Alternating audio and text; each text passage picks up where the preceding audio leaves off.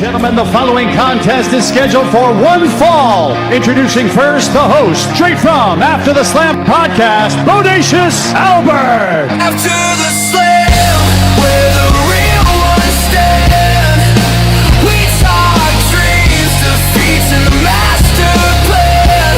From the locker room tales to the spotlight glam, you'll feel every hand.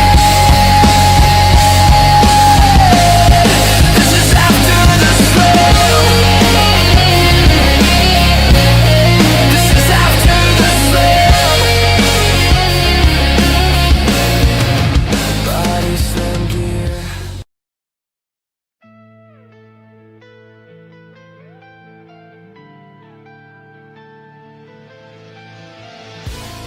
Hey guys, it's me, Bodacious Albert from the After the Slam podcast. This is Bronco and Jim.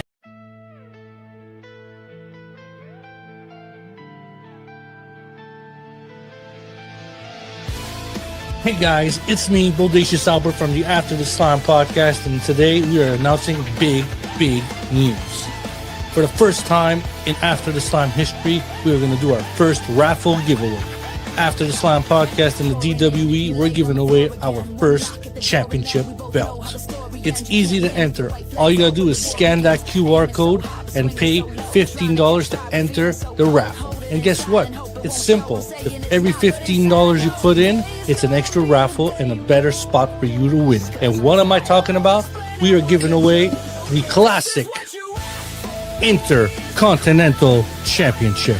This title is going to be given away to a lucky winner. All you got to do is scan that QR code and pay that $15. Imagine winning a championship belt for only $15. But there's also a catch. You need to subscribe to all of the DWE members' YouTube channels. After the Slam, Talk It Up, and the EVP Show. So get going.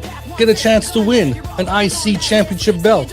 Shipped straight to your door. Only $15. It's all in your hands. The funds of this contest will go on to buying a new championship belt every single month so we can do a giveaway. So don't miss it. Become the Intercontinental Champion of the IWC. For more info, look at the description below and you can see all the details there. Become the Intercontinental Champion.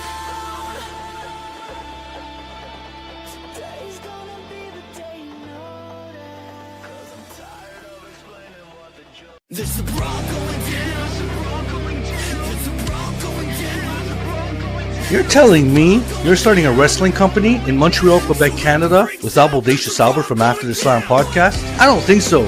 PFW, February 26th at Piranha Bar. I'm going to be there. As a matter of fact, I'm going to be joining the official announce team for PFW. I'll be alongside Ryan The Rose LeBeau, and he and I are going to be announcing all the matches of that event. But don't get it twisted. I'm not coming alone. I don't trust anybody in Piranha Bar. So I'm going to bring myself a security guard, a big, bad man, to have my back the whole night.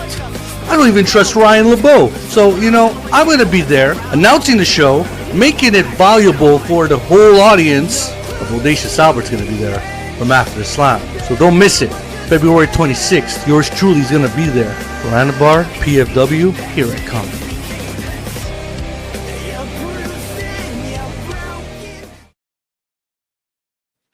I'm joking. Hey, you look smashing. You look smashing.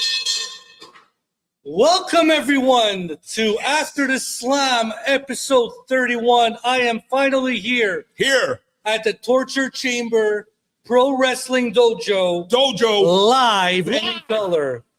And I have a amazing guest with me today. Keep it going. One of my mentors. Keep it going. One of my favorite wrestlers in the Canadian scene.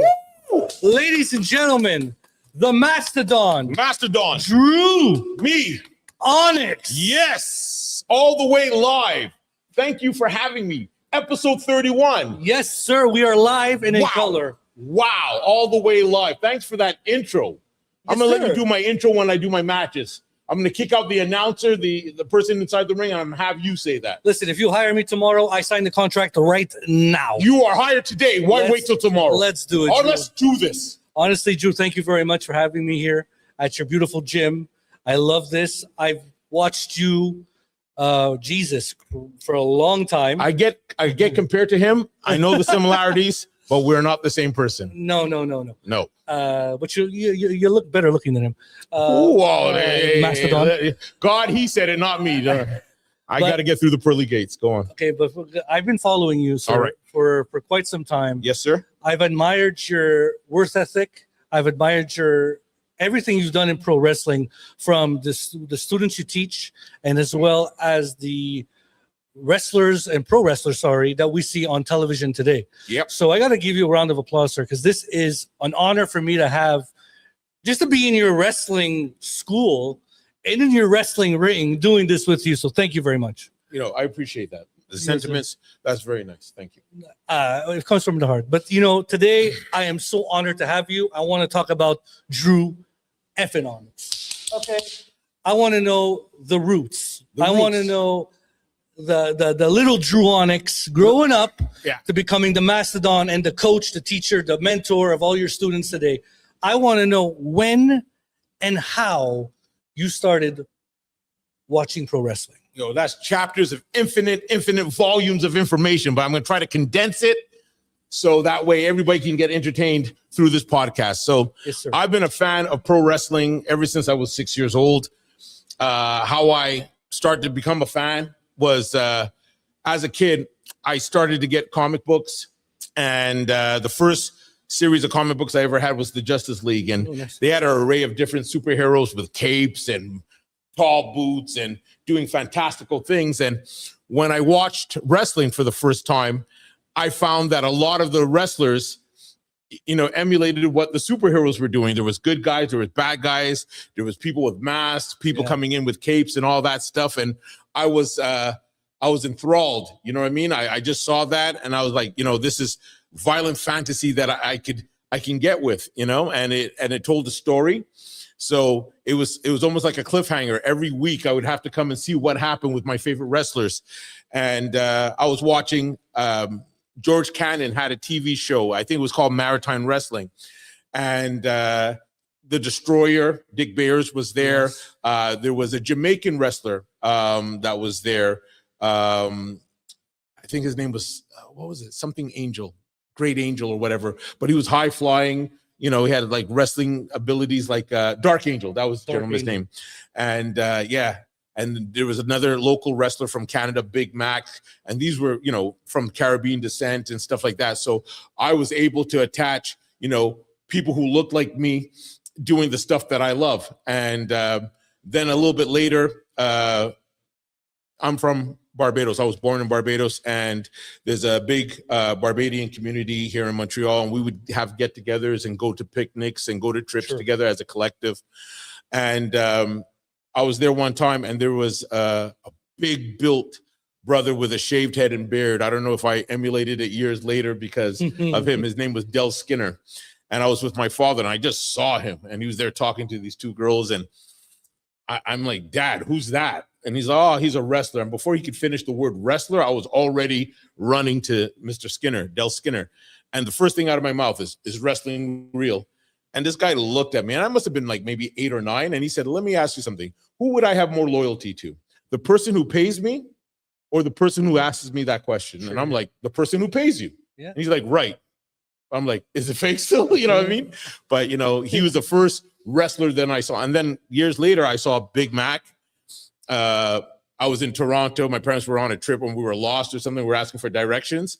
And it was just a couple of brothers there bench pressing on the front lawn.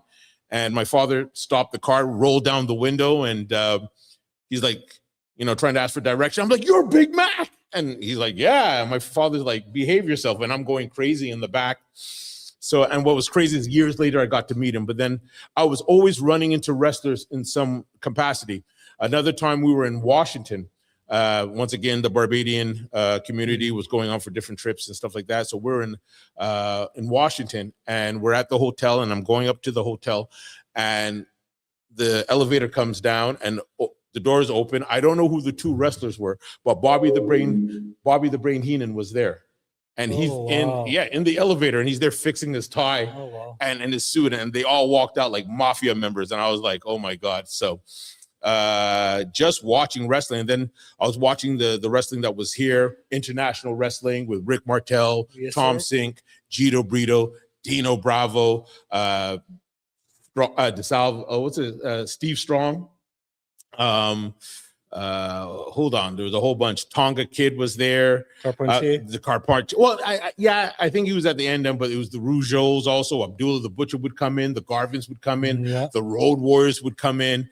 So it was just crazy watching that and King Tonga. So seeing King Tonga battle Dino Bravo or Rick Martel, and Rick Martel would be there in stints because at that time he was also working at AWA, and he was the world AWA champion. And it was crazy because my first magazine I ever bought at a store, there was a like dépanneur on Notre Dame called Jacobs at the time, and I would walk in there, and they would have comic books and wrestling magazines, and I saw Rick Martel with the AWA belt, and it looked like Captain America's shield was on his chest.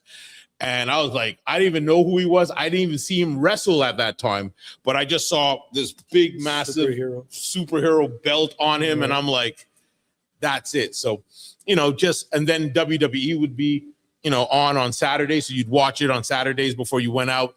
I had a friend, Simon Bitton. He just lived down on my street. I used to live on the street called Caldwell, and I was with him, and we would always talk wrestling. We'd go out and play pitch and catch after, but we would, watch that show religiously. And those things, even I'll say this thing, before TSN was like even a show, you had to pay to watch TSN. So it was all static, and they had Bret Hart's Stampede Wrestling. So it was static. I couldn't even see it properly. The wavy lines, and I must have lost vision just trying to see that. So that was it. Me as a kid growing up loving wrestling. It's funny you say Rick Martel because I remember hearing you in a previous podcast that Rick Martel is one of your favorites, AWA Championship. Yeah, I remember living. I was with my grandmother. Okay, my grandmother was taking care of me, and I just walked out of the house. All of Saint Michel was looking for me. Where was I? At a dépanneur looking at wrestling magazines. And which magazine I was looking at? Rick Martel, The Model. That's crazy. The Model. Oh, but it's crazy. And and obviously I'm a Hulkamaniac and all that, but I mean, Rick Martel with the purple tights and the arrogance was my guy also back in the early 90s, late 80s, early 90s. I think what appealed to me was the babyface energy, how well he wrestled, and the fact that he was from Quebec. Yes. That's what had me. I'm like, wow, there's wrestling in Quebec. I could be a wrestler. And so, even though I am a Quebecer, but I'm not French Canadian. Sure. The fact that the Rougeaus were there, and wow, they're in the same vicinity. It had me mind blown. A lot of people don't know there's a lot of great Quebec wrestlers in modern day promotions, like in the WWF and you mean now or just recently? Like recently, even back then, like Dino Bravo was a star back. Yeah, but even then, even before that, like first of all, wrestling in Montreal, or like the fight society in Montreal, is well documented as far as the fans appreciate it. Yeah, whether it be boxing, whether it be hockey, they love the physicality, and same thing with the wrestling. And there's been wrestling forever. Back in the 40s, I think there was a group of brothers. I'm going to butcher the name, Bélanger brothers. There was 5 of them. And then, you have the Rougeaus, they're the senior, and before that, and the Vachons and stuff like that. So there's always been representation of fine Quebec wrestlers throughout the history. You know what I mean? Then you had the Rougeaus, you had PCO, you had Rick Martel. Ronnie Garvin is a Quebecer. People don't realize that. Prince Benoit is a Canadian. You know what I mean? So we've always, and now with Kevin Steen, Sami Zayn, and then there's a new bunch that's coming out, like one of my former students, Yane Harrison, sure, yeah, who just got picked up with ID a WWE ID. You know what I mean? Like they're positioning him, they're conditioning him to be the next evolution of great Quebec wrestling in Quebec. And that's all because of you. I gotta say, a lot of these Quebec. Listen, I know Kevin Steen, now known as Kevin Owens.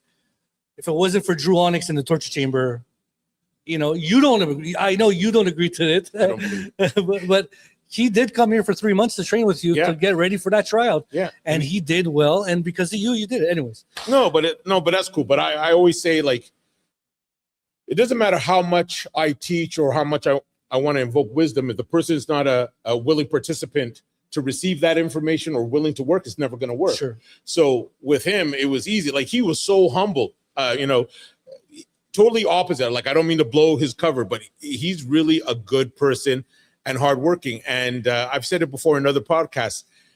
When he contacted me, I thought he just wanted to use my ring. I was just going to give him the keys to my place to go work out and stuff. And then he's like, I need to train for something big. He wouldn't tell me exactly what it was.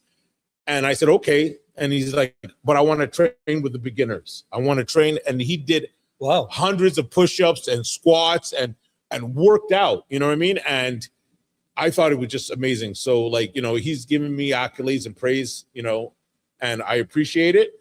But I've said it before, like, years, the minute I saw him, I knew he was going to be big. Yeah.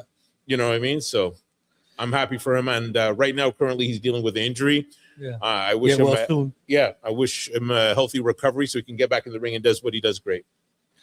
Shout out to Drew Kevin Owens, just had to say. Drew. Yes. Growing up. Yes. You had to have one favorite wrestler. No. No? Not just one. You got to look up to somebody. No, I did, but it wasn't just one. Okay, sure. For different combinations. Like, as a kid watching WWE, my favorite was Macho Man Randy Savage. You dig it. Between the 83, 84, 85, when he had the 3 stars on the trunks. For me, I thought he was God. He was oblivious that he was a bad guy. He was outrageous. He was larger than life. And I think good wrestlers have to have that. You have to have a persona that just pops out of the ring, whether you're inside the ring or outside the ring, that attracts you and you're totally attached. So he was the one for his skills, savagery, no pun intended. So I liked him. I liked the heels. Roddy Piper, once again, he was oblivious that he was a bad guy, the hot rod. So, to see him and just how evil he could be and how much disdain. Don Morocco was another gentleman who, it was the promos, him and Piper and Savage.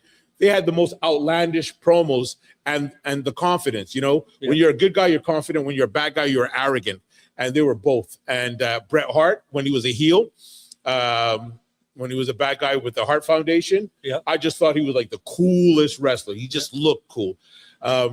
People loved Hogan at that time. And as a kid, I did, but he wasn't my favorite. You know what I mean? He was never my favorite. Nothing against him. Sure.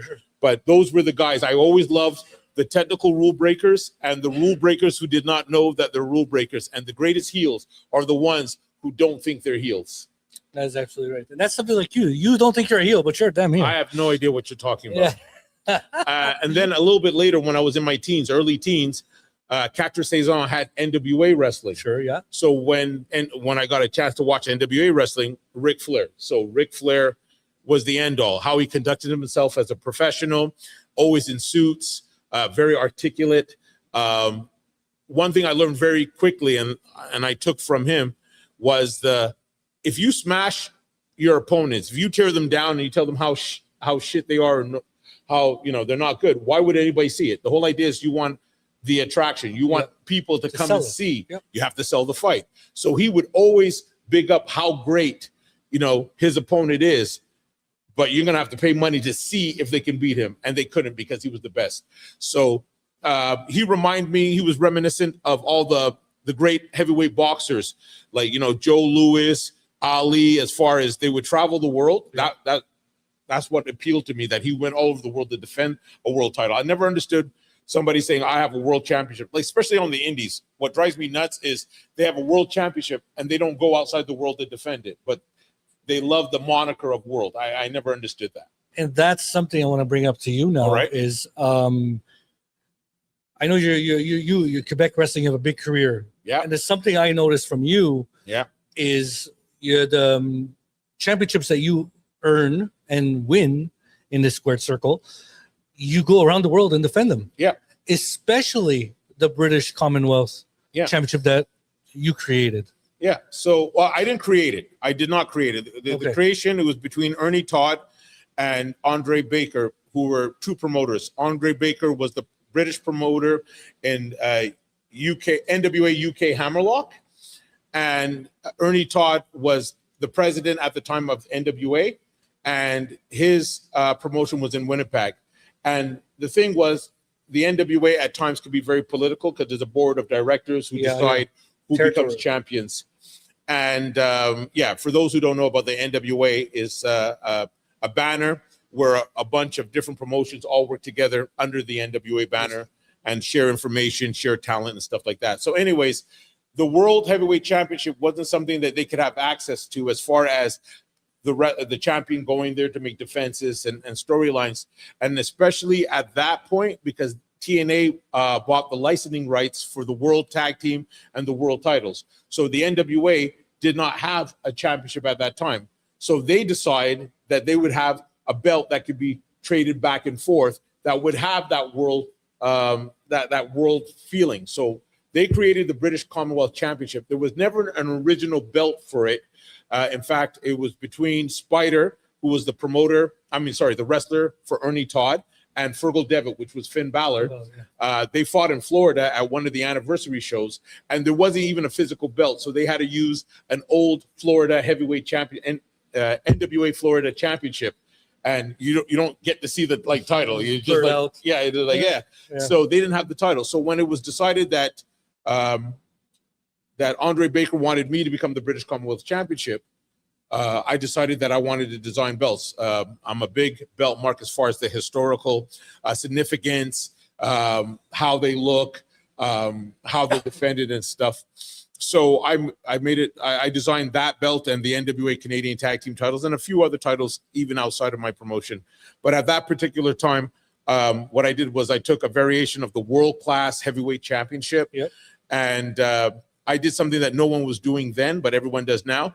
I would take, just say the country or wherever it was defended, and then I would put the flag behind it. So, or fill it out or color it with a flag. Nobody was doing that with the belts. I did that with the British Commonwealth, and I did that with the Canadian. Then NWA Ireland kind of replicated that, and then everyone has done it now. But people don't realize I was the first. Anyways, with that British title, British Commonwealth title, once I had it, and I knew that the NWA didn't have access to the world title, I took it upon myself to contact the promoters, and it was easy. I was already in Europe with Andre Baker, and working with Ernie Todd was Canada. And I knew through my work rate and how I promote fights and the belt, I was going to get traction and get business. And I was all over the championship. I was all over defending the title. And then eventually it set it a mandate. Whoever had the championship would defend it all over the place. So it then started being called the other world title in the NWA. So, yeah, I'm very proud of what I've done because I traveled the world with that title. Yeah, you should be, because that title, you've done. I've seen you carry that title. What, you're a 6-time Commonwealth? I've looked up your. Don't get me wrong, I am a mark. That's all right. Cage match statistics. Okay. And I've seen all the championships you've won, and this ring is not big enough for the paperwork. Yeah. So I'm not 32 or 33 championships around the world. 33. Yeah, 33 championships. That is crazy, man. Yeah, and it wasn't just locally. It was even the one that I have. I'm currently the AIWF World TV Champion, which the AIWF is like a variation of the NWA as far as the conglomerate of different promotions working together under the AIWF banner. 144 countries. It's really crazy. And just to let you know, my first defense, once I won that title, I won it in Canada, but I defended it in Belfast, Ireland, Northern Ireland. That was my first defense. That's amazing. And you travel. That's why, guys. You guys, camera one. This man here travels the world defending championships, and you got to give credit where credit is due. That's why when I see you teach your students, and I there's a particular student in your school today that I'm pay attention to the master, because this guy knows what he's talking about. And till this day, it's what, 26 years. 26 years in the pro wrestling business now. Yeah, 23. 22. Just now. Yeah, from January 5th or 7th. Oh, congratulations. 22 years. Congratulations. Yeah. Torture Chamber. Yep. Torture Chamber Pro Wrestling Dojo. Why did you start Torture Chamber Pro Wrestling Dojo? Originally, it was because I wanted a training facility for me. I'm a big fan of boxing, Sure. and mixed martial arts to a certain degree. And I always used to love, like, like UFC Countdown, or HBO would have like a boxing, like a countdown just before a big fight. So it was Ricky Hatton, who was a British champion. And I think he was either fighting, I don't know if it was Mayweather or Pacquiao. I believe it was maybe Pacquiao at the time. And so they would get behind the scenes. They would go to their houses where they train, set up the big fight. And Ricky Hatton had his own gym. And that just blew my mind. He's like, it saves from him traveling to different places. It's one central place. Yeah. His coaches come there. And when I was watching it, even the punching bags had, RH on them. He just had his own place. And I said, wow, if I could do that, that would be great. So originally my plan was to have a school and just have like maybe 5 or 6 of my, wrestling peers to come in and train with me, just so I could be sharp. So as I was looking for that and trying to get that done, there was a promotion I was wrestling for called CWA, and here in Montreal, and they decided that they wanted to open up a school to get new talent, to generate some money, income into the promotion. And they asked me if I wanted to do that. Up to then, I only trained one person. One of the jobs I had before wrestling was I was security for the Saudi Arabian embassy consulate section. And anyways, somebody who was working there saw that I was watching wrestling, had a son, wanted me to train. I told them I'm not qualified. I could only teach like the mere basics, because at that time I was like 2 or 3 years in. Anyways, I started training him, and I just found that it was easy for me to train. I had a background coaching football, and so it just translated. Anyway, so now this promotion, CWA, is now telling me that they want to have a school. And one of the people I was working with is Lufisto. For those who don't know, Lufisto is hardcore legend in Quebec, worldwide. She's wrestled everywhere. She's broken down, doors for professional wrestling, women in professional wrestling, and she did a lot of great things. So originally, it was Lufisto and Dru Onyx Torture Chamber. And the reason why I wanted Torture Chamber, I wanted a name that was like, synonymous with like toughness. Like you had in England the Wigan Pit for catch wrestling. You had the Dungeon in Calgary for pro wrestling. You had the Lion's Den, which was MMA, Ken Shamrock. Yeah. You know what I mean? So I wanted something, I don't want to be like, the Flower Garden or something. Like I wanted something that was just like torture. So that's it. So Torture Chamber. And then the pro wrestling, just similar to like New Japan Pro Wrestling, just to have, because everything was 3 letters, 3 words, what I mean? So I said, let me just do a 4th then. We did that, and then Lufisto was getting a lot of bookings all over the place. And then she said, hey, I won't be able to commit to my bookings and coaching. Can you handle that? And I said, yeah. And it's crazy because she's the one who actually, this is an updated version of the logo, but she did the original logo. So this logo, and it was actually, 2 Japanese wrestlers. It was Muda versus Chono. I saw them, in CrossFit, and I said, can you draw that? And she drew it. And later after that, years later, I got it updated by a Japanese animator in Japan named Hiroto. He does all like that logo. He's done so many of my shirts. All my t-shirt designs are done from him. And he's in demand, and he's in Japan, and I give him the information and he gets it done. And so that's it. So Torture Chamber Pro Wrestling, 22 years. I had an opportunity to done seminars all over the world, from England, Ireland, Canada, the States, Dominican Republic, Spain, just everywhere. And it's been a blessing, and I've been able to provide a lot of people to reach, or at least follow their dreams of being a pro wrestler. I must have trained hundreds by now, so. Yeah. When I discovered you, yes. Okay, I remember coming to, I want to try pro wrestling. Not for me, ladies and gentlemen, not for me. This is my forte. All right. The microphone is good. I'll be a manager. But taking a bump, especially with the back I got. Anyways, when I noticed first time I met you was at a NCW show. All right. And I'll never forget how nice you were to me and my friends. Okay. I said I had a sign that says marry me, Dru Onyx. Wow, I didn't see that. Maybe if I saw that, I don't know if I would have been so nice to you. I think I still have the sign. I'll bring it to you. That's outrageous. Okay, and you told me, and I'm gonna beep this out. You pointed right at me. You could suck. So Lollipops, lollipops, whatever it may be. But I'm like, this is my hero now. Wow. And you were a heel, and you were the NCW champion at the time. That's right. And after the show, it's felt like you made sure everybody was out of the way, and you came to me and my friends to introduce yourself as a gentleman, as a pro wrestler. You know, some persons don't meet your heroes. You know, like like. You know, I met Chris Jericho, and he told me to take off my shirt, and he called me a jackass, and I was like, "This is the best day of my life." But I mean, you came, you shook my hand, and like, "Hey, look, this is my school." You introduced me to your school, your students, and I was enamored by Dru Onyx by then. So, whoever comes to your school, and like for you teaching these students, I hope to God they know what they're in and what they have around them. Yeah, in a sense of humble and a great human being as a teacher. I think some of them do. Sometimes it takes a while for them. Like sometimes I'll get students that'll be like years later, they're like, aha, I finally get what you were saying, or they will thank me years later. But some of them do now. But concerning meeting you guys, as a professional, you have to conduct yourself as so. Yeah. If fans paid their hard-earned money to come see you, it doesn't hurt to interact with them. I'm already interacting with them while I'm in the ring doing my shtick. But if you come out and you talk to people, it's not just a selling ploy. Like if you're nice to them, they'll come back and repeat performance, even though that may be a part of it. But I was a wrestling fan too.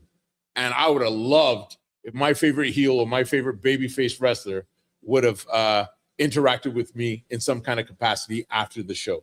You know what I mean? I had a terrible story where I met Ron Garvin, and at that time he was just before he went to the WWE. He had a big feud with Ric Flair, and it was almost like because he had such a great feud with him, I like Ron Garvin too because it was a great match that they had and stuff like that, and they were fighting over the NWA World Title. I got a big scrapbook, and I put all my favorite wrestlers. I cut up my magazines, and I had 2-page spread of Ron Garvin and his brother Jimmy Garvin. And I went to the forum, and I went and I waited in the back. And the thing is, I was instantly spoiled because when I got there, people were just signing my autographs. I didn't even know it was going to be a thing. Like the first autograph I ever got was from a female wrestler, Leilani Kai. And, I'm watching, and I'm like, can you sign my autograph? And she came out with her tag team. They were the Glamour Girls or the Golden Bombers. I can't remember the name exactly, but they both came out in mink coats. And they're like, oh, you're so cute. And pinched my cheek and signed that was my first one. And then Billy Jack Haynes, I'm standing there, and Billy Jack Haynes is like, you want my autograph? And I was so scared. I said, oh, okay. But he was so, massive. And I met all these wrestlers, and everybody was so cool and so quick to sign autographs that I said, okay, the next time I go, I'm going to have a scrapbook. And if I got autographs the first time, I'm going to get like 100, which wasn't the case. So anyway, after the show, I'm running where all the wrestlers come out. And I see Ron Garvin, and I open up to the page, and I'm like, Ron, can you sign? He's like, I'm busy, kid. And he didn't, he moved his hand, not to strike it, but it knocked the scrapbook. Everything flew. But it was all together. Okay. But it was raining that day, so it hit a puddle, and it just went down like Watership Down. It just went floating like to the sewer. And I was like 11 years old, but in my head I was like, fuck Ron Garvin. And I was like, this motherfucker. So that was almost my villain origin. You know what I mean? So I remembered that, and I said, you know what? If I meet somebody, whether I'm heel or face, I'm always going to go and interact with them.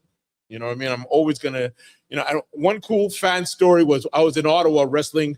I think the promotion was called CRW or something along that line. Gino Brito was the promoter, one of the promoters, partners in it. So I would go to Ottawa to go wrestle.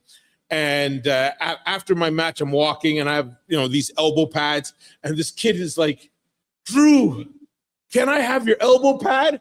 And I don't know if you ever seen the Pepsi commercials back in the 70s, Mean Joe Green with the Coca-Cola. Yes. Here, he drinks and he gives the jersey, or Bret Hart with the glasses. Yeah. So I'm like, oh, wow, this is going to be my Bret moment. This is going to be my Mean Joe. So the kid is like, Dru, little white kid, Dru, can I have your elbow pad? And I'm like, all right, kid. And I take it off slow, sweat drenching. And I give it to him. And he takes it.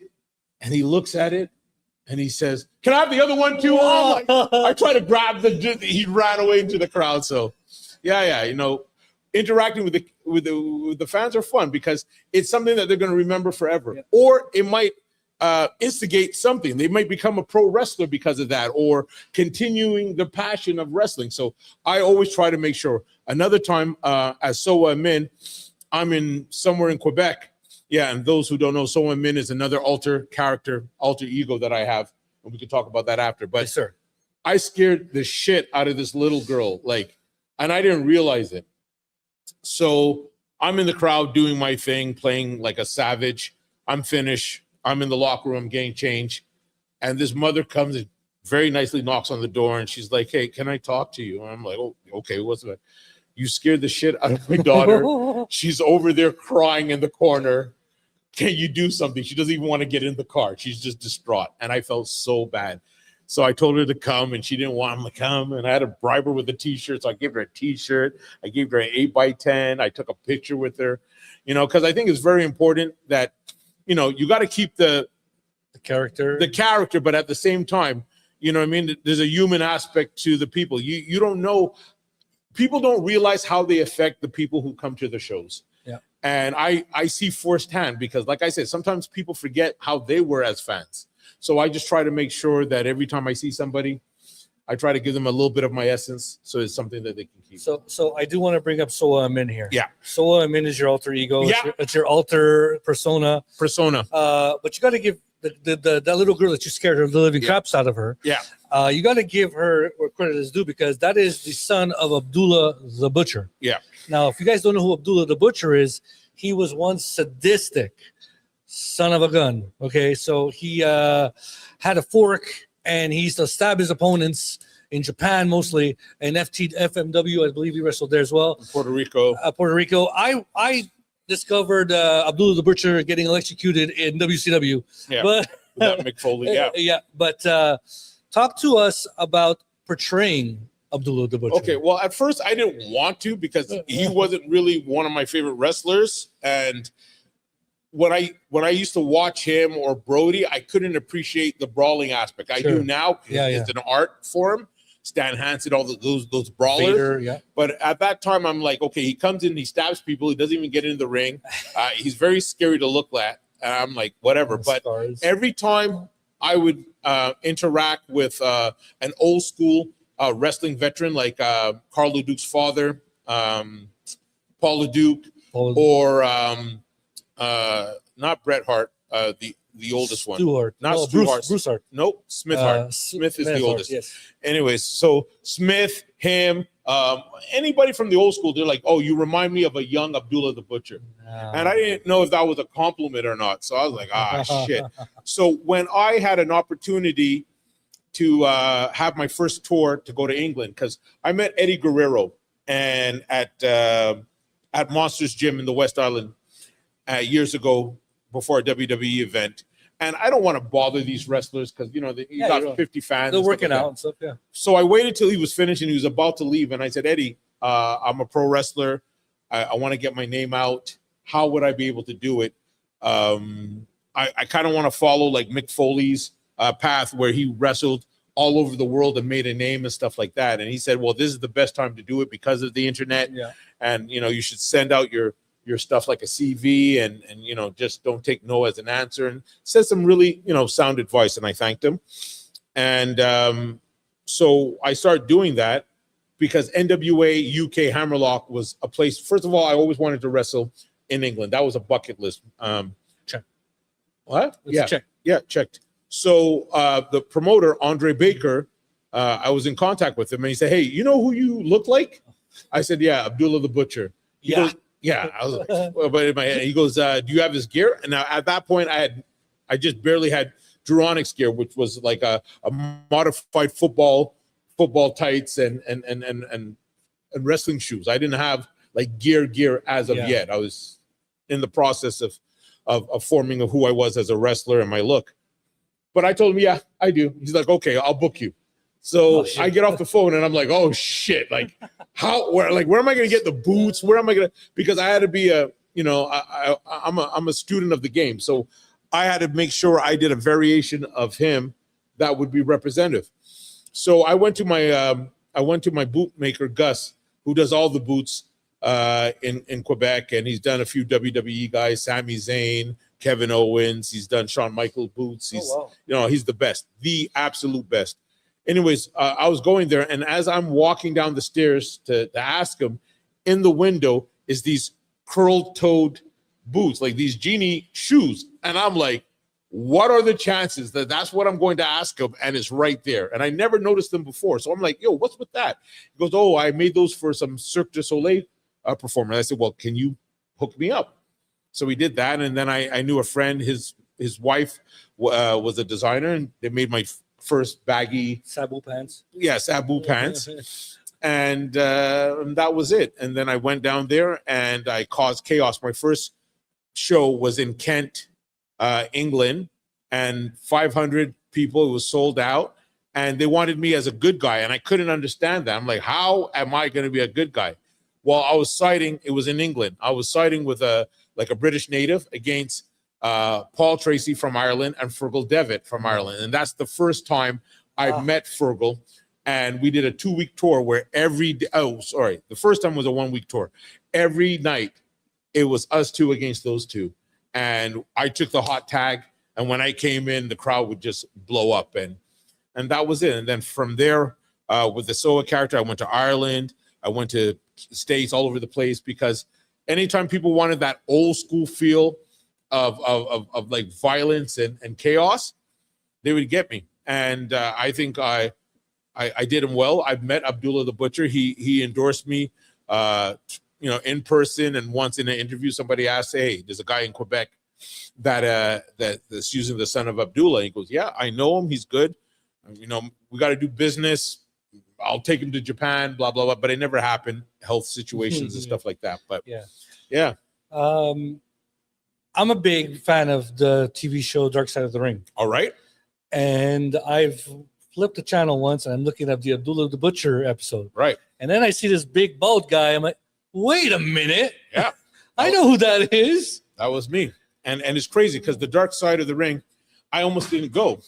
The story with that was I get a call from a fellow wrestler from Toronto, and he's like, "Hey, you still got that Abdullah gimmick?" I go, "Yeah, there's a new show, a TV show. They need, somebody to play Abdullah the Butcher." And it was like Wednesday, and the shoot was Saturday. Oh shit! And I'm like, okay, well, are they going to be paying for my flight and stuff like that? And they're like, no, it's shoestring budget, blah blah blah. It's the first episode, it's the pilot. And I'm like, well, what is it exactly? He's like, oh, it's going to be wrestlers talking about their livelihoods, their history, and then some hazy memories. And I didn't get the concept. So then I remember at that time, I'm like, should I go? And I'm like, I feel like I shouldn't have missed this. And so I paid for my own flight, and I flew myself down, and I got a hotel down, and I went there, and they were impressed with like my attention to detail. I not only brought his stuff, but what he wore, how he wore his tape during that era, what were the colors he was using, stuff like that. So all things Abdullah the Butcher. Even the wardrobe, I've noticed. Even the hat tilted to the side. Everything. You had everything. Well, checked. Well, a lot of it had to do with their designers. They had amazing, clothing people, and but they would confirm with me like that wasn't the first time. Well, that was the first time. So I went there, did their stuff, didn't see what was the hype, but then when I saw the first episode and it was the one with Brody, I was like, yo, this is crazy. And then after that, they invited me. Dwayne Johnson had The Rock had a show called The Territories. Tales from the Territories. So I came back there again, representing Stampede Wrestling, and then the Abdullah one that you're talking about, it was a whole episode concerning them. So yeah, the guys from the dark side are amazing, professional. Since then, traveling there has not been a problem. They've been very good to me.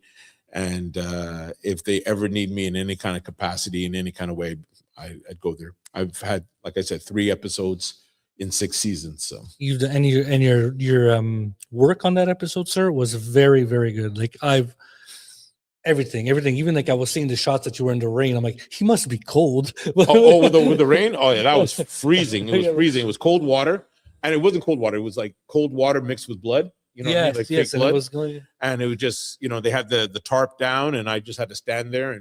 But it's part of the job. You know what I mean? I try to evoke the essence of him rather than just do a caricature, like a copy of him. And it was great scripts. And I never like anything I do personally, but that episode is something I would watch over and over. So if you have a chance to check out Dark Side, they're on Crave TV, they're on a few other places. Check it out. All the episodes. I think they're on their 6th season now. Yep, coming up. Yeah, so check it out. Check it out. Check it out. Next question I got for you, Mr. Dru Onyx. Yo, bang them. I usually ask this question for all my guests. All right. Round table. You and 3 other individuals, either wrestlers, influencers, people of inspiration who've inspired you, and just to absorb knowledge and strength and love, whatever it may be at this table. Who are 3 people that you, Dru Onyx, would want to sit with and just have a conversation with? I don't know. That's crazy. I'm shocked myself. I stumbled Dru Onyx here. No, it's not about that. That's something like with deep thought. Like, I guess, is a lot of your heroes. So yes, Randy Savage would be one I'd like to sit down and just see, as far as, because he's notorious for being very intricate as, setting up a match. Some people will set up the beginning, the middle, the end of the match, and then fill it in with stuff. And then there's some people that have like a grocery list of, we're going to do this, we're going to do this, we're going to do this, and both are sound in its like psychology. The only problem I feel is that when you book something from beginning to end, if something doesn't work, you don't really commit. You don't keep on going with, you gotta freestyle. But he was so good as an athlete, and his psychology was so sound that he knew that if you did this, and this, they're always going to react. So I would have really sat down and tried to pick his brain. Bret Hart, I've met him before, but to sit down and just shoot the shit, yeah, for sure, would be good. Yeah, that's about it. Like my heroes. Heroes are one thing, and then people that you want to sit down and talk to are totally different, because some of the great people that I sat down and talked with, weren't my favorite wrestlers.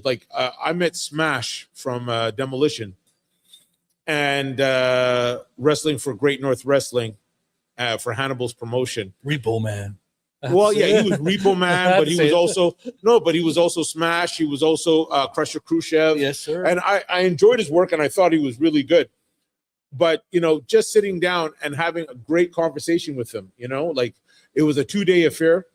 I met them previously before for a TOW show here in Montreal. Yep. I asked to take a picture with them. So when I saw them in Great North, I brought the picture and I asked them if they could sign it. And after that, I was sitting down with him the whole day. We were just talking. And then the next day, we have another show, and they're in the locker room, but their locker room is just jacked with people there. So I was going to go to the second locker room, and he's like, "Hey, where are you going?" I said, "Well, I can't sit. There's so many people." He just knocks some bags off. He's like, "Sit down," Also, Ron Simmons. I had an opportunity to be with him, to be one of the guys at the Comic-Con. It'd be like one of the, with him and Too Cold Scorpio.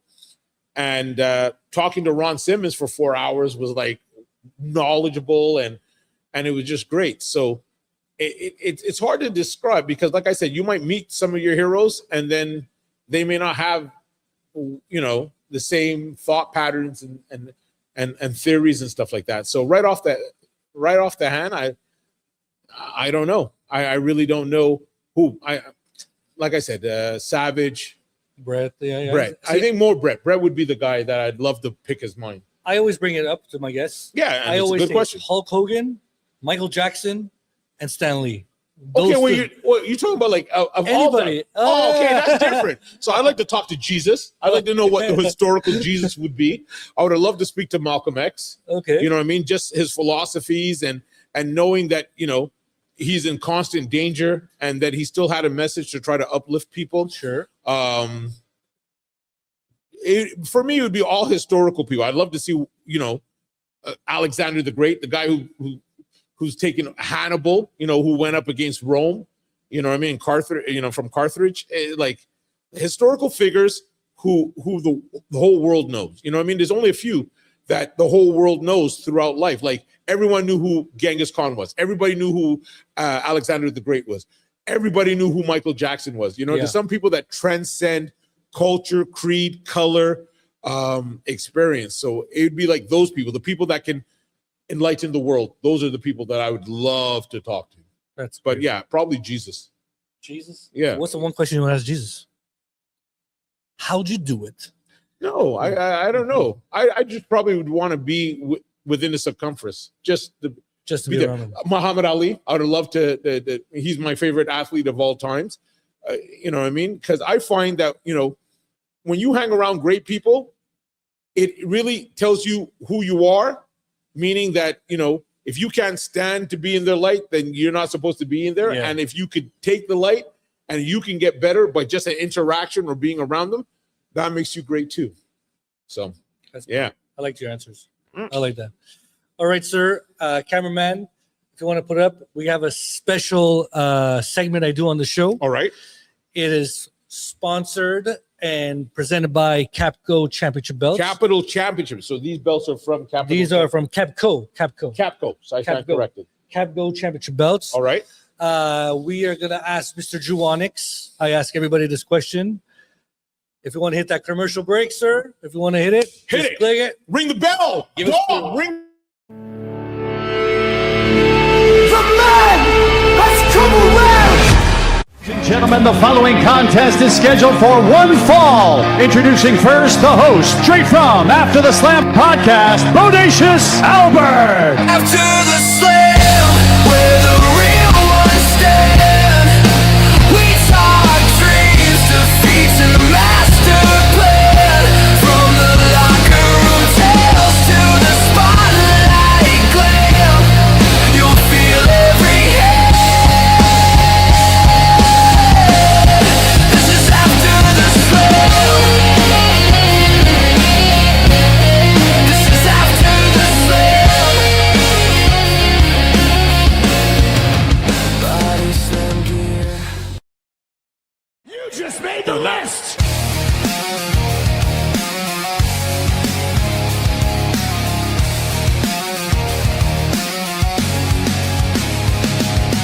This is the list. Turn it up. Let the records twist. Top 10 stories that you don't wanna miss. Brought to you loud from the heart of the fans. After the slam, yeah, we're making a stand. Yeah, we're making a stand. You just made the list. And we're back. So this segment is from Capco Championship Belts. I'm here with Mr. Dru Onyx. And Drew, I want to know your top five, starting from number 5 to number 1. No, you can't do that. I'll tell you. Oh, shit. But I don't know if it's by number, by ranks. All right, so your top 5. Just give me top five. Top five belts. My favorite belt of all time is the AWA World Heavyweight title, the Nick Botwinkle Yes. title. Like I said, just because it was worthy of a world champion. It took the whole torso of anybody who had the title. And I've always loved that belt. Quick story, Rick Martel was on a show that I was doing all the fight scenes for, like La Theory de KO. It was Radio Canada, 2 seasons, and it was a wrestling comedy. And for one of the seasons, the last show, he was featured. Anyways, I got to talk to him. He pulled out the AWA heavyweight championship, and I've taken a picture with him. And that is one of the rare pictures where you can see the 8-year-old Dru Onyx taking a picture with Rick Martel with his favorite belt. So that is it as far as number one. You search that picture. Number two is, I'll send that to you. And number two is the UWF, Universal Wrestling Federation Heavyweight Championship that was held predominantly by Dr. Death Steve Williams. It just looks like it's a rectangular type, belt with thick UWF letters. It just looked like the toughest and the baddest. I told you about the time I went to Washington with my family. They left to go do something, and I went to Channel Surf, and I found Mid-South UWF Wrestling. And it freaked me out because I saw Dr. Death, and he was wearing yellow tights and red boots. So I'm like, oh, he must be their version of Hogan. You know what I mean? I was a kid. I'm trying to connect things. And I just saw how tough he was. He had a match where he busted his eyebrow, went and got 1,000 stitches, came back and finished the match. And I'm like, that's the epitome of toughness. And the Big Boss Man was in that promotion. Bubba, when he was Big Bubba. Terry Gordy was in there. One Man Gang was in there. Sting, Terry. So there was a lot of badass heavyweight champions. DiBiase was there. So I equate that to being tough, being crazy. I was telling you about the CWA. I designed the CWA belt, and it was based off the UWF specification. So that's number two. My first original belt that I loved first was the Intercontinental, the same one, Savage. Yeah, that one. Let me see. Yeah, so this belt was the first belt I ever loved because I saw that on TV before I saw the AWA. And I saw Savage versus Steamboat, which I thought was one of the best feuds ever. And it's basic in design, but it was just the epitome. And then all the people who've had the belt, they always consider it like the working man's title. Bret Hart, Shawn Michaels, Perfect. You know what I mean? All the really great technicians had that belt. So that was my third favorite.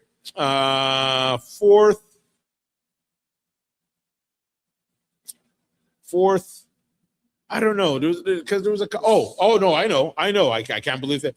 The tag team belts. You actually have it. It's somewhere there. Yeah. Okay, so the tag team belt, the British Bulldogs had during the early 80s, 84, 85. Dual plated, yeah. It's dual plated. Yeah, dual plated. So, like I said, the British Bulldogs had it. The Hart Foundation had it. I just thought, wow, it was just a massive belt. Also, the Big Gold. I loved it. Not so much now because everyone's a big mark for it. But when I saw it, I felt like that's an updated version of the AWA just because of the size. And I'm sure because Rick Martel fought Ric Flair in Japan, champion versus champion. So he must have came back and said, hey, I need a better belt because Ricky is over here. And then, a year later, he had the Big Gold. And then honoraries is going to be the British Commonwealth and the Canadian Tag Team belts. Both those belts I designed. Yep. But I think they're pretty as all hell.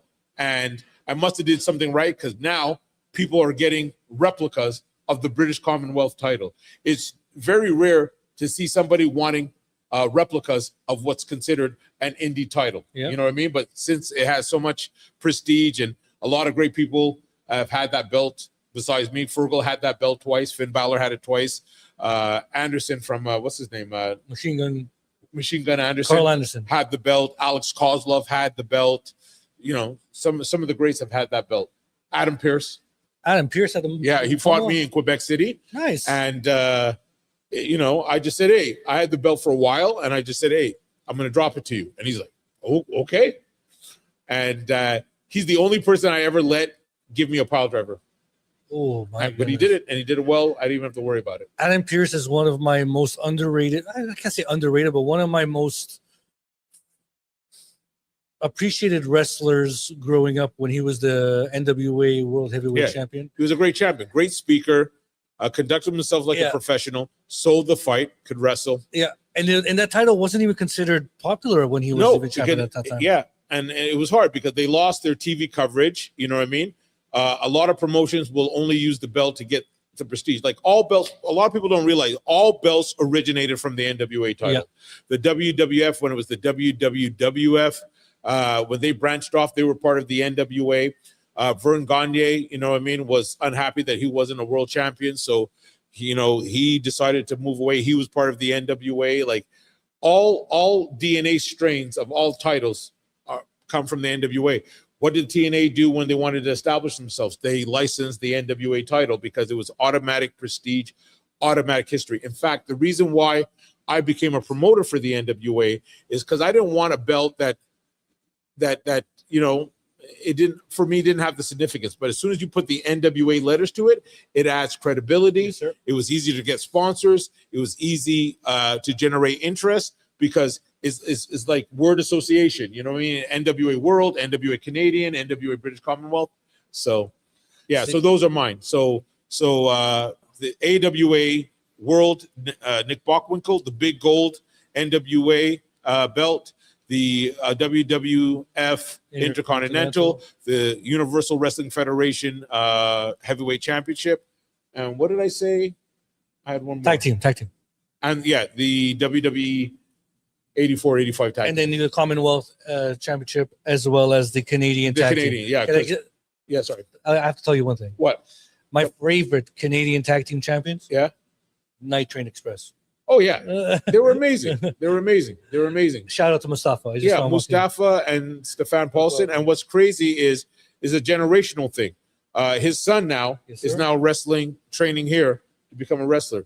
Yeah, both of those guys. They're two-time NWA Canadian Tag Team Champions. We had great fights. I had fights with them as the Bone Collectors. And yeah, right now, Mustafa is the AIWF World Shoot Fighting Champion. So he's a perennial champion and he's stuff great. like that. He's great. No, those guys were great. And yeah, they're a part of the Torture Chamber lineage. Now, this is a question that I ask only the wrestlers I get on my show. All right. How many wrestlers have you had on the show? 1, 2, 3, 4, 5, about 7. All right.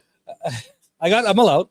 You're allowed. You're allowed to do it. What's one thing in the business today that when you go to a show, to a show, Yeah. as Soa Amin or Dru Onyx, Yeah. you walk into that locker room. I walk into the locker room.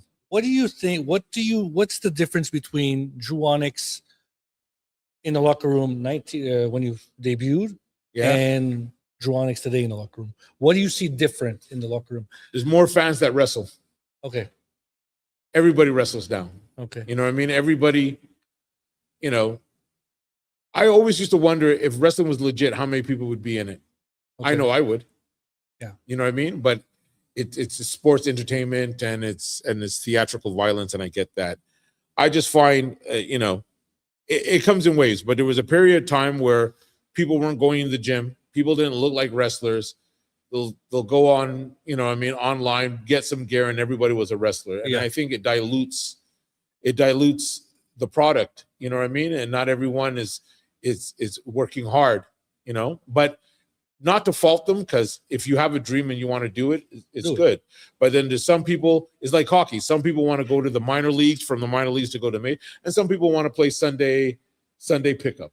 You know what I mean? So sometimes you're in a place where there's a combination of those. So you have some guys who are serious, you have some guys who have potential, you have weekend warriors, you know what I mean? And I just find that there's a lot of things different. Like as the years go by, kayfabe started to get eliminated. Just the fact that I'm on a podcast, I would have done this maybe 15 years or 20 years ago. You know what I mean?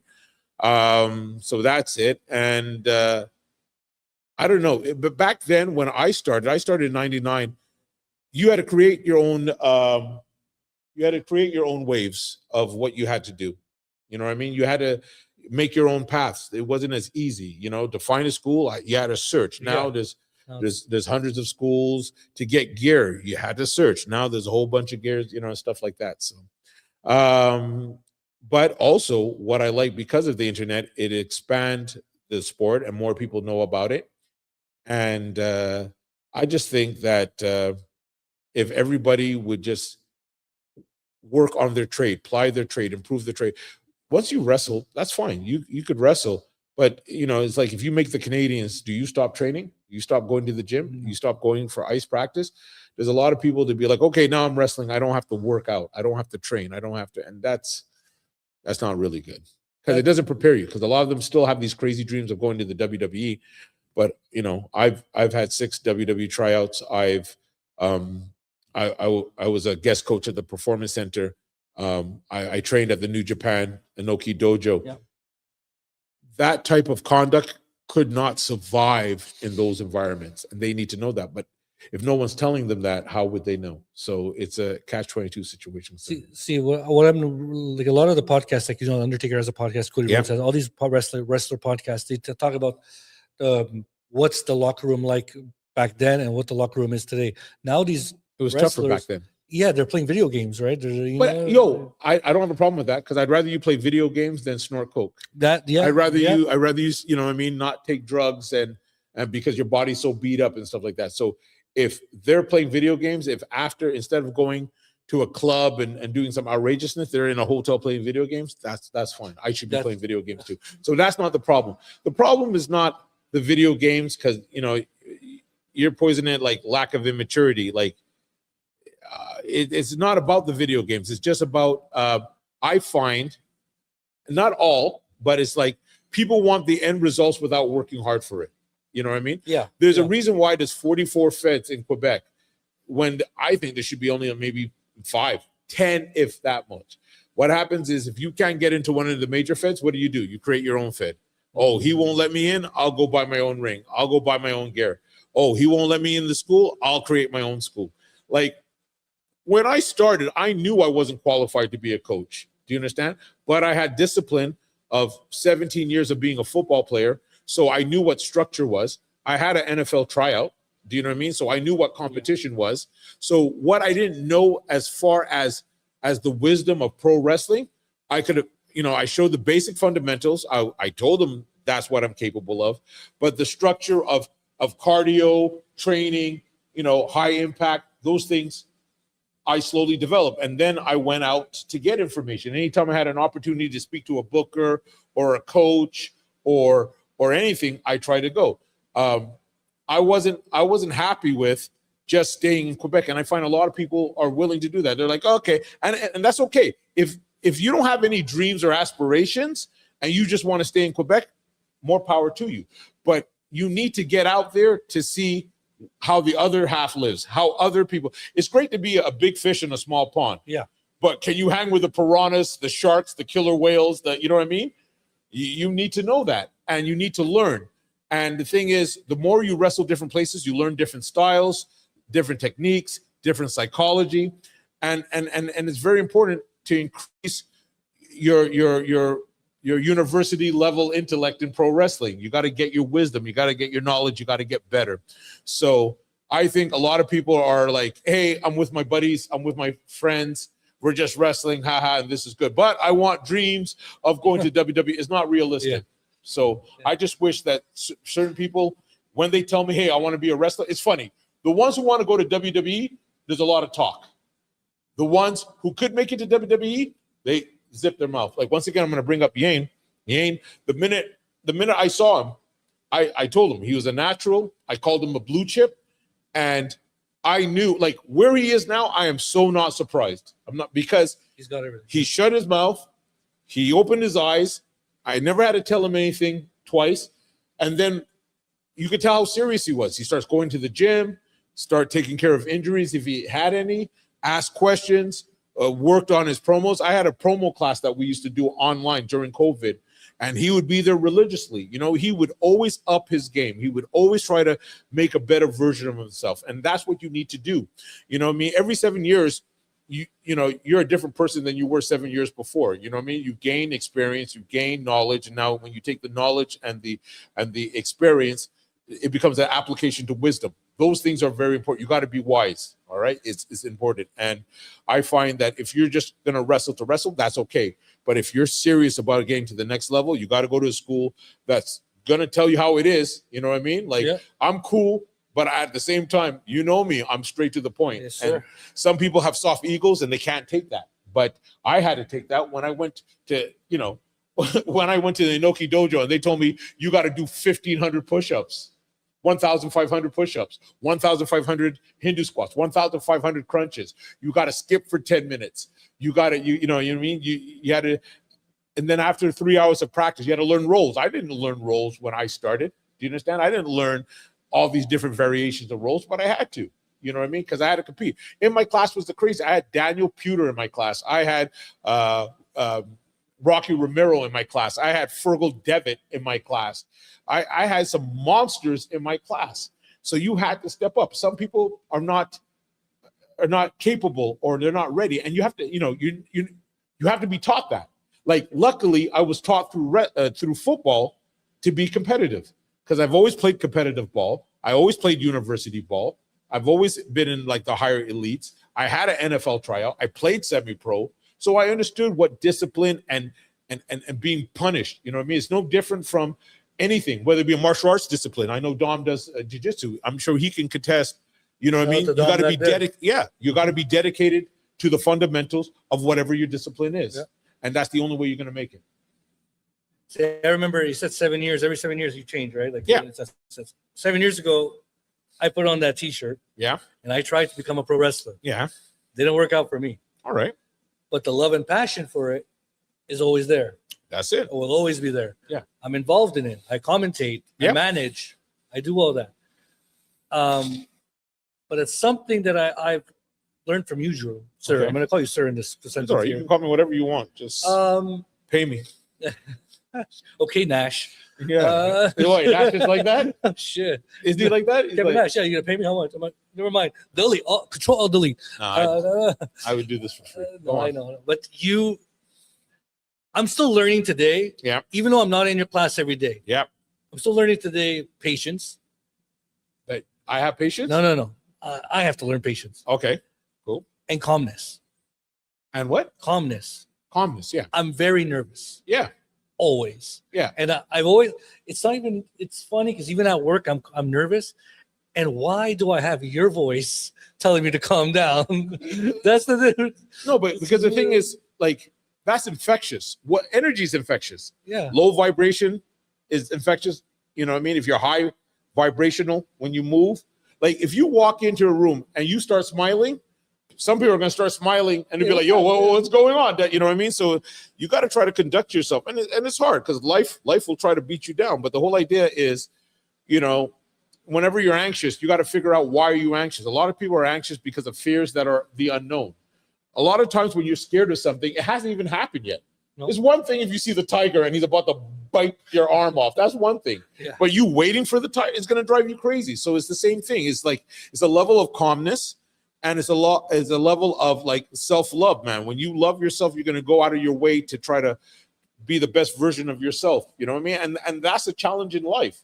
You know what I mean?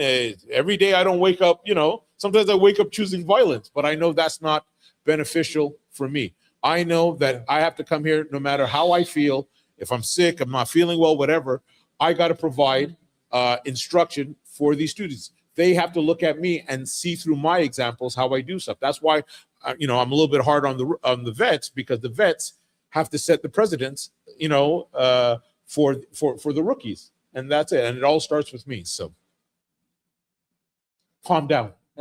Just calm down. Yeah, listen, I'm actually very comfortable now. Yeah, exactly. Very comfortable with my coach. I'm gonna call you coach anyway, even though I'm not sir, coach, whatever, man. It's all good. But you got my number, you got my coordinates. I will do anything for the TCPW. So, I appreciate that. That's something that I've always admired for anybody, your students, yourself, for anything in this company, I would say. Yeah, but you know why? It's because you see that I'm willing to do the same. A lot of times it's not just about me teaching the fundamentals of wrestling. Like sometimes I go out of my way. Sometimes to be a coach, you got to be a psychologist, psychiatrist, you know what I mean? Father figure, mother figure sometimes, you know what I mean? It's a little bit of everything. And and not everyone learns the same way. You got to be able to read people. And that's one thing that I think I'm pretty good at. When you walk into my school, I have a good idea of who you are before you even speak. Once you speak, it gives me a better understanding of who you are.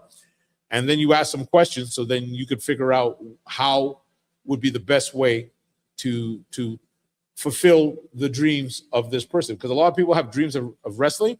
My job is to make it a reality. All right, so we're winding down this podcast, this amazing podcast, guys, of this extraordinary pro wrestler, the Mastodon, Dru Onyx. Mastodon. You keep on liking that name. I like the word Mastodon. Montreal Mastodon. There's another one, but I'm not going to say. Well, what is it? Wasn't it it's vulgar.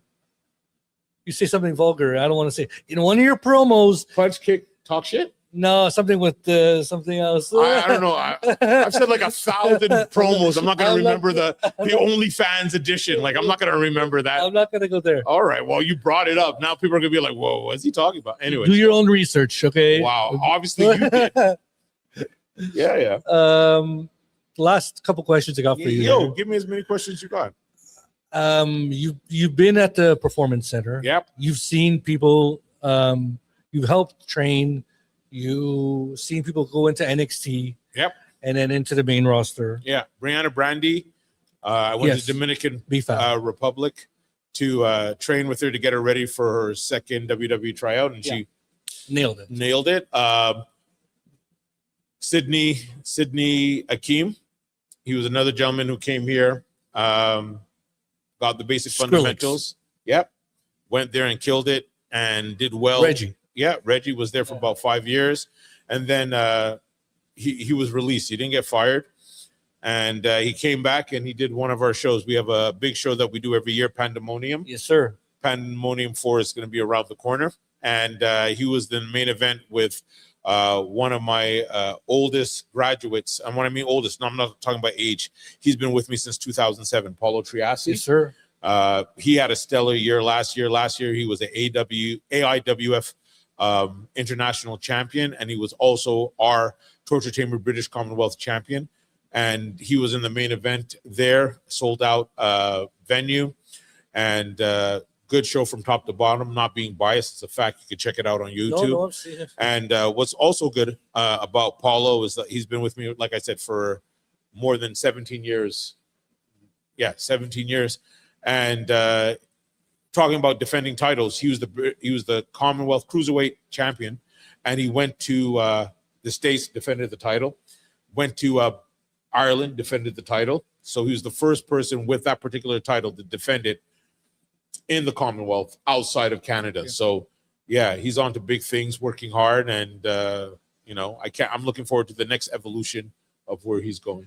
Paulo Triassi, just letting you know, buddy, I'm looking forward to having you on my show. Also, Paulo Triassi's father and my father are cousins. I didn't know that. So you guys are like we're related. We're related. That's crazy. So yeah, so that's something. And every time I see Paulo, I'm like, damn, bud, you got it. I love the gimmick. I love the look. Yeah, amazing. He's a humble individual. Very much. Takes care of his own. Yeah. And it's crazy that one of the best people I've met inside the industry. Especially like you, Paulo, Mustafa, the most humble people coming out of a wrestling school. Genesis also. There's no ego. There's no, you're not gonna, there's none of that shit. It's do your best, work hard, and we'll do our best to help each other out. That's the mentality I love about this gym, about this school, about Torture Chamber. So it's a combination of two things: motivation and education. Yes, sir. You know what I mean? And through the education comes discipline. So when you're not motivated, you're disciplined to do your due diligence. Yeah. But speaking of Performance Center, we got April coming up. We got the big one. We got WrestleMania. Yeah.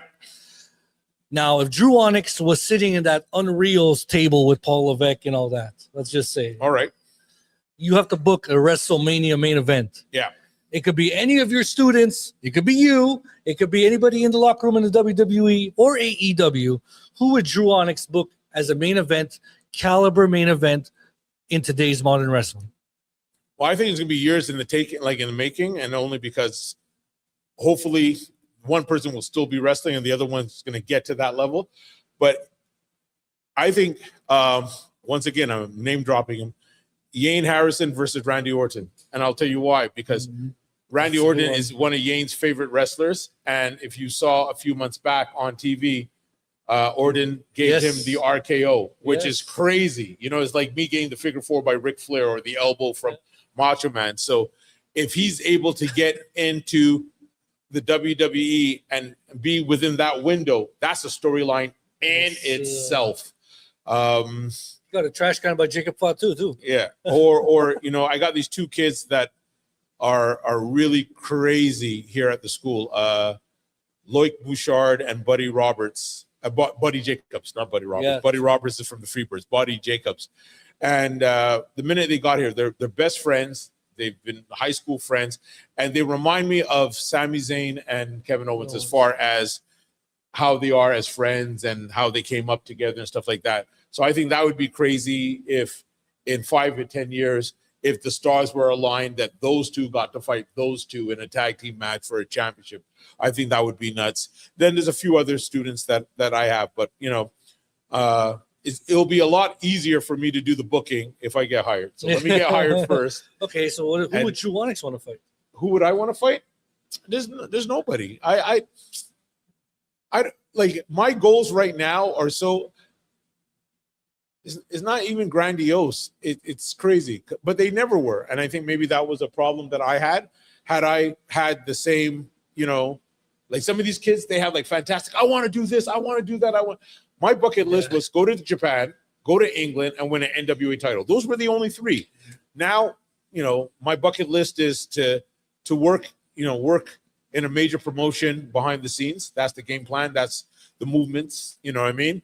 I want to go back to Japan one more time and wrestle. I also want.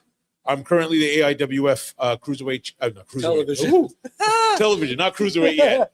Maybe another 15 pounds, but champion. I'm not finished defending the title, but I do want to get the AIWF World Heavyweight Championship. And what's crazy about that title, it's a reminiscent. It's almost like a variation of the AWA Botwinkle. So the same big belt that I love currently is the belt that the AIWF has. So, and that's a great organization. We've been working with them. I'm in charge of AIWF Canada here. We crowned a Canadian champion here. I got my wrestlers opportunities to fight for world championships and international championships.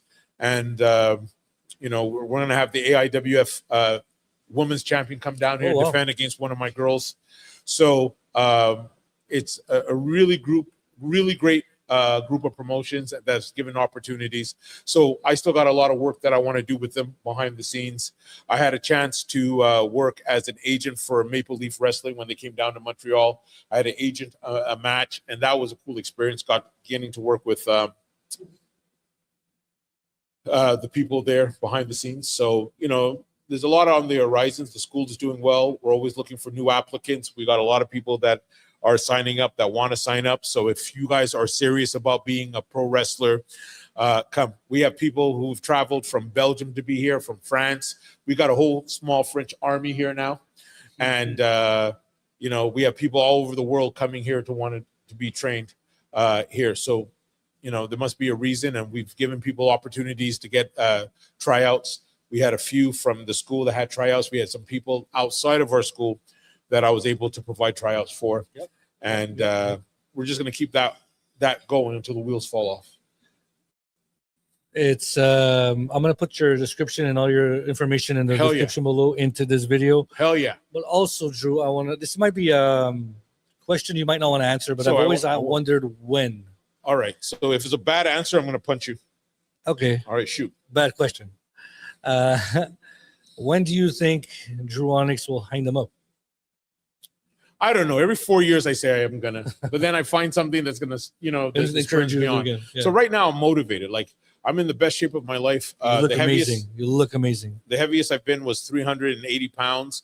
I'm now 265. Good for you, man. You know what I mean? So I'm feeling good. It's, some of my injuries don't feel as bad, and I'm motivated, and I got some good people working with me. I got, like I said, Mustafa and Genesis. They're assistant coaches here at the school. And so I'm motivated to do that. Maybe if I win the World Heavyweight Championship, maybe I might talk retirement, because currently that's the only belt that I want now. You know what I mean? So manifestation is that's it. Visualization and manifestation. So I want goals, but retirement, there's no need. Like, if and when I retire, it has to be on my terms. I want to make sure that I go out better than when I came in. So we're on that path. When are you gonna quit? I already did know. No, but when are you gonna quit this? I just started this. Right. So 26 years, I just started this. I got another 50 to go, man. Okay. I got another 50 to go. Listen, I started Come this on, man. I started this in October, and I got the Mastodon. You like that name? I love Mastodon. it. I got Dru Onyx on my show. You know, why the hell would I want to stop now? Right. And more to come. Like I would want to interview your students, like your graduates, you know, like just talk about their experiences with you and stuff, you know. Like I would love to have that. You know, do you feel I should retire? Actually, no. No. So why would you know what I mean? Like I don't even think about that stuff. Like I'm not thinking about that. I've seen you wearing your tights. Now you're wearing your little underwear stuff and stuff. Dude, you're making me worried, man. You look great, Drew. This guy's talking about me and my panties. This guy. Your little underwears. Hey, listen to me. I've seen you. All Mastodon. Like, where are you going with this? Mastodon might be there. Where's this going to be on? I got two words for you. Hold on. This is not going to be on OnlyFans, right? This is going to be on Twitch. I haven't started. All right, so it's going to be on Twitch. So check it out. It's going to be on Twitter. It's already live on Twitter. All right. YouTube. It's already live on YouTube. It's already Instagram. It's already live on Instagram. It's live on it. So okay. So any other? So those TikTok. are the forms. TikTok. All right. So cool. So you could get to check this all the way live. You're going to do an edited version of this? Yes, sir. All right. So you're going to be able to check that out. Check out after the slam. We're not ending off, but I just want to give my props. Big shout out to Dom. Way to handle it. Producer. Check out his stuff. I really like what you're doing. On my part, I want to say I wish you all the very best. Thank you, sir. Health, hope, and happiness concerning this. Keep this going. Hopefully, I'll be able to provide you some wrestlers that I know to get on that. So that would be good. Anybody who wants to check out my school, all the information you could check on Instagram, TC Pro Dojo. You could check on Facebook, TC Pro Dojo, TikTok, Dru Onyx. You can check out Dru Onyx all over the place. And we're going to have a new website, www.tcprodojo.com, which is coming out in a week. Oh, that's amazing. Yeah. That's amazing. Yeah. So there we go. Final question for Mr. Dru Onyx here, live here at the Torture Chamber Pro Wrestling Dojo. All right. Guys, again, do not like close your laptops or your computers. Not yet. At 7:30, Not yet. We're going to be streaming Mr. Dru Onyx's class live in living color in a couple of minutes. My students are panicking like, oh, no, we weren't aware of this. But this is good because now once the cameras are on, they're going to be on point. And if they're not on point, the whole world gets to see them. I want the students could flex and do this. Yeah, they're going to do all that. They're going to do all that. They're going to do everything. Camera, live and in color. All right, what's your last question? What is your last question? We get ready. Dom wants to know. Drew wants to know. The masses want to know. We're all the way live after the slam. What is your last question? I asked drum roll. Where do you see Dru Onyx and pro wrestling in the next 10 years? WCW. WWE. Yeah. Is your, you know what, damn it, I see you as a producer there. Talk that talk. Put that into the universe. Go on. I see him as a producer there. I see him working there, showing the talents, freaking organizing wrestling matches. What about a coach? What about a coach? Coach at NXT. I see you working live every single where. Yeah. Everywhere, every arena. Aspect? Keep talking that. Put that into the existence. I see you talking. I see next to Paul Levesque, man. Paul Levesque. Paul Heyman telling Paul Heyman, shut up, Paul. Let me talk. Like I see you doing that. Wow. No, I'm not gonna tell you Paul. You want to hear a Paul Levesque story though? Sure. So I had a tryout in Boston with this local wrestler called Darko. And Darko, Jesus, with the mask. Yeah, with the mask. So we're having, and now we're the only ones allowed to have a match before the practice. So Nunzio is the one that's in charge of it. I've said this story before. I'm about to bury Darko, but he deserves it.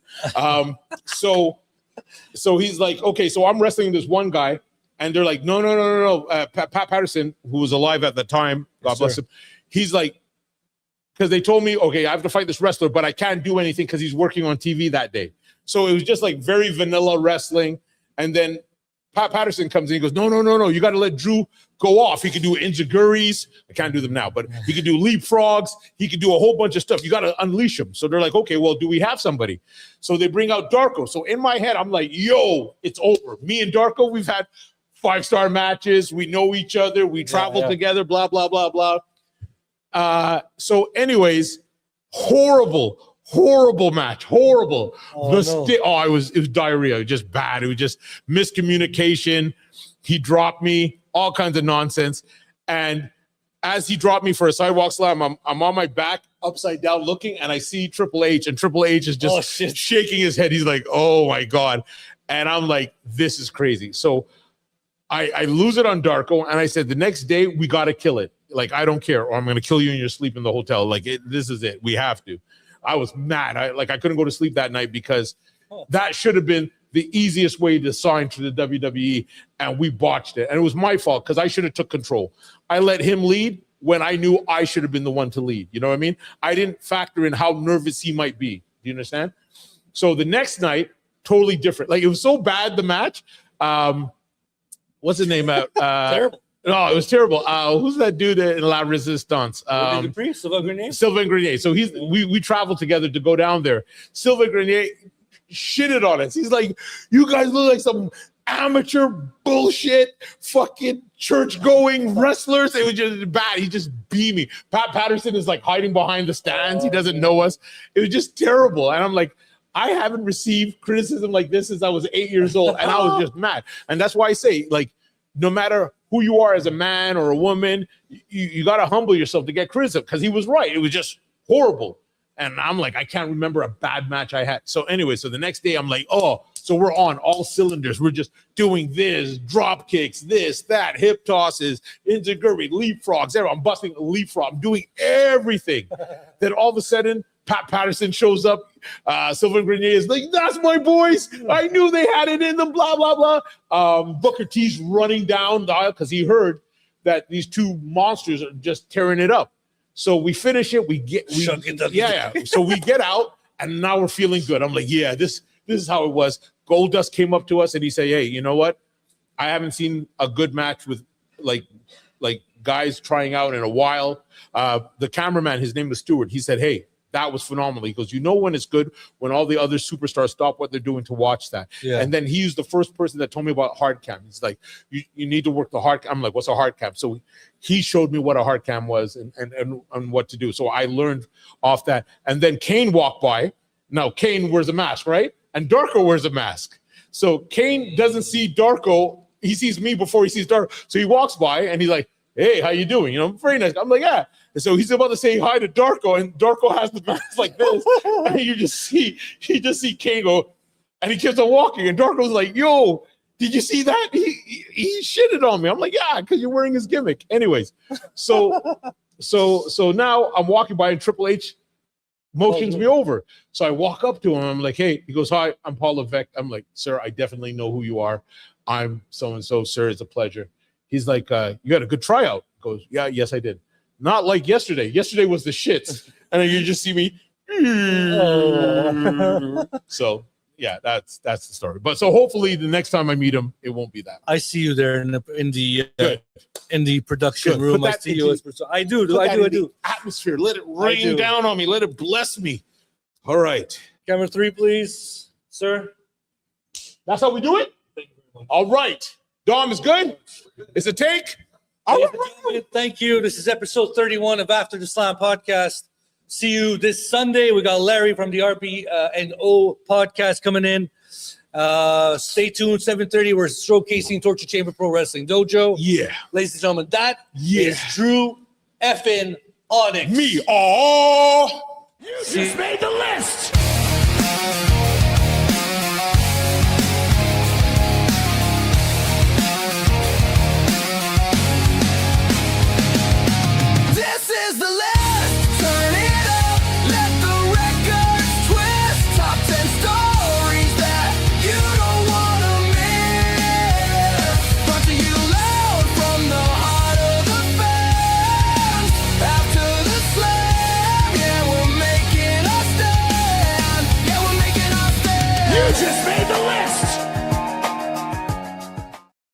Don't. Okay, so we did an hour and a half. We start at 7:30.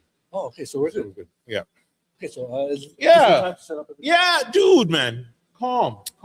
Yeah, relax. I'm happy about this. Of course. Listen, great. Yay! How you doing? You can grab the mat. Sorry about that. Yeah. Don't forget to take the weights from under there.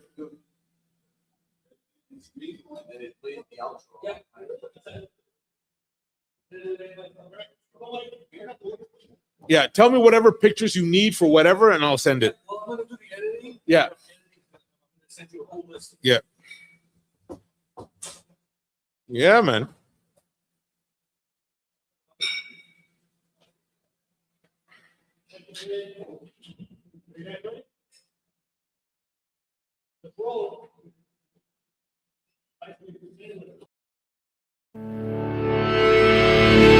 The man has come around. Ladies and gentlemen, the following contest is scheduled for one fall. Introducing first the host, straight from After the Slam podcast, Bodacious Albert. After the slam.